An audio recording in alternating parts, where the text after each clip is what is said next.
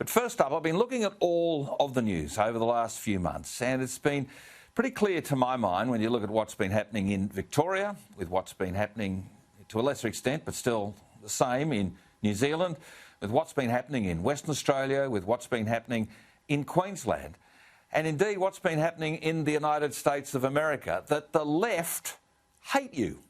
They hate our history. The left seem to hate all of our cultural institutions.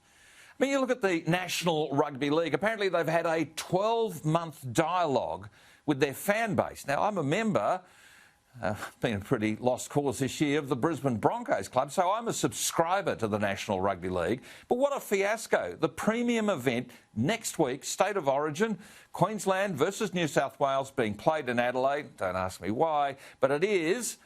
And they were going to dump the Australian national anthem at a time when everybody was actually getting together. What was going to be a premier football event, of course, that lasted for a couple of hours. So what an absolute fiasco. Then you look at ANZ Bank, the Australian-New Zealand Banking Corporation.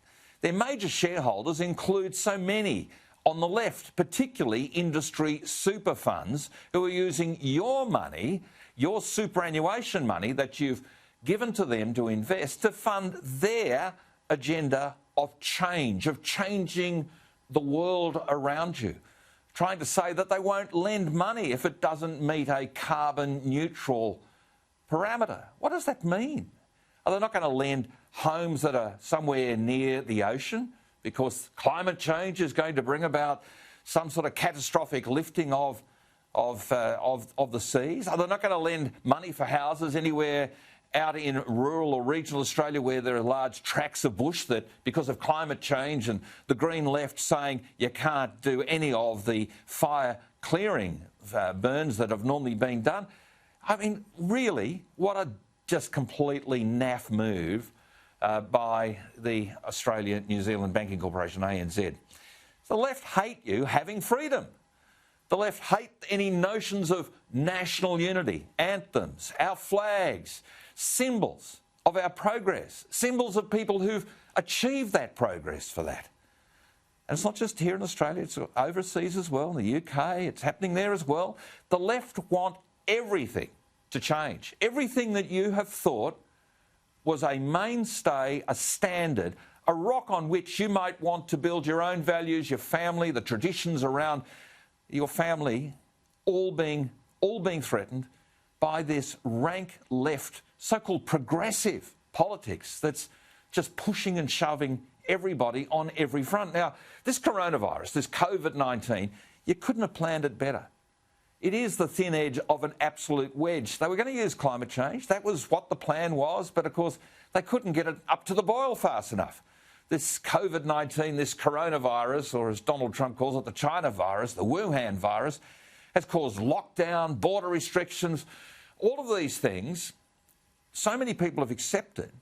But it is proof that we can be so quickly sucked in to what people who claim to be our leaders are actually doing to us.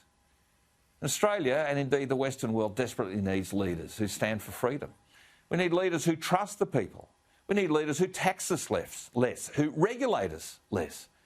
Now, the political class, and I've been a part of it, the media class, yes, I've been a part of that too.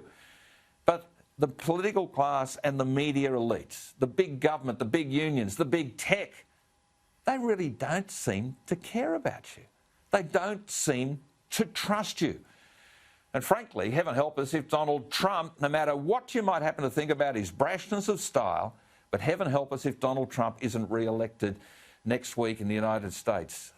More about Queensland in a moment. But Donald Trump, really, for all of his many different faults, and there seem to be plenty of them, even his wife has made a few comments about those things, he is the only hope for the side to keep our Western democracies strong. Keen to know what you think. #Hardgrave. You can also write to me directly, gary.hardgrave@skynews.com.au.